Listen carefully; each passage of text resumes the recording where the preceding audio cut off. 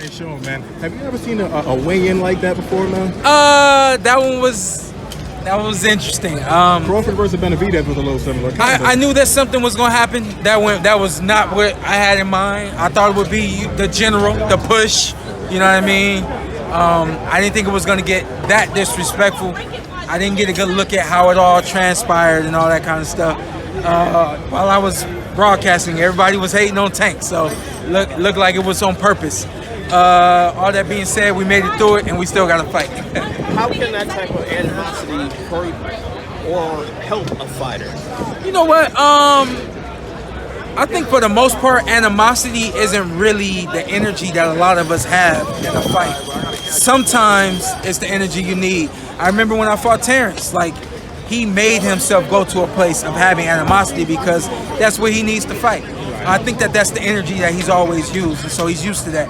With me, we're not like that outside of the ring, so he had to not like me. He had to not answer the phone calls and stuff like that, and I respect him for it. He wouldn't allow any other Terrence Crawford to enter the ring against me but the one he knew. So, but I don't think that it's usually there. When it's there, if you can use it the right way, I expect Tank too, it can work for you.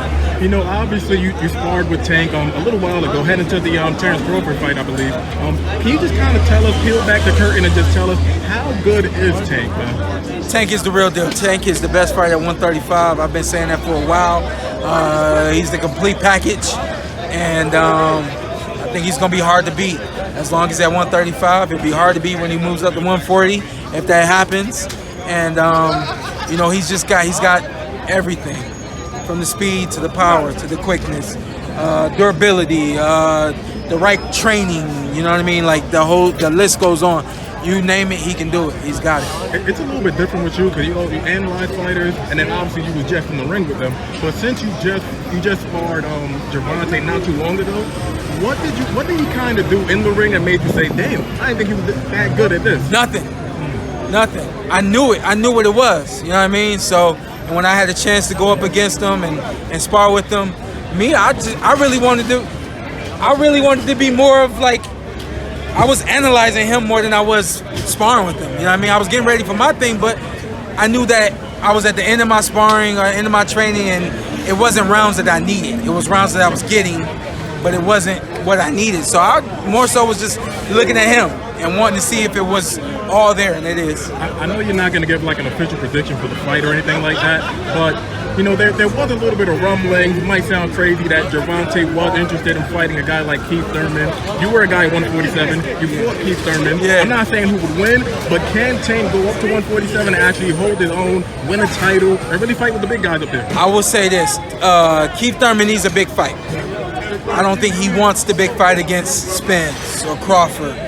I don't think no disrespect to Boots, but for him it would be a step back to fight Boots because Boots does not have a championship title. Keith has been there and has done it. All that being said, if he could get a guy like a 135-pounder to come up that's got a name and got so many eyes on him, that would be a dream matchup for Keith Thurman at this point. Not the fight that he should not. He's beyond a guy so little coming up to fight him, but it will be the fight that he would need to kind of get him back in that place that he's been for a very long time.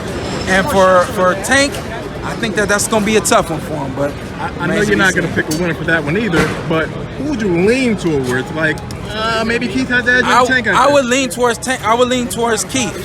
Based on me knowing his abilities and what he can do, I would lean towards Keith. But there's no secret, Keith isn't 2016 Keith. He ain't 2017 Keith. You know what I mean? We had a pandemic. He had already had injuries and had already had some layoffs. You know what I mean? Time is catching up to Keith. Excuse me. And he's got to put his foot on the gas pedal.